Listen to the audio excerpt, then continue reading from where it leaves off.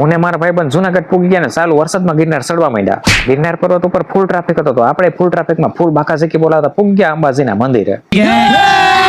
અંબાજીના મંદિરે થોડોક પોરો ખાઈને હવે જવાનું છે દત્તાત્રેય શિખર સર કરવા.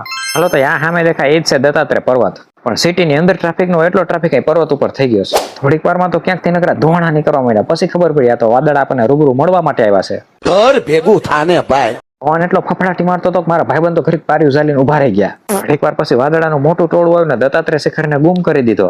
क्या बात कर रहे हैं? હવે તો દત્તાત્રેય ભગવાન થોડા ખામ આવી જાય તો સારું, પગથિયા સળવીને થાકી ગયા હો.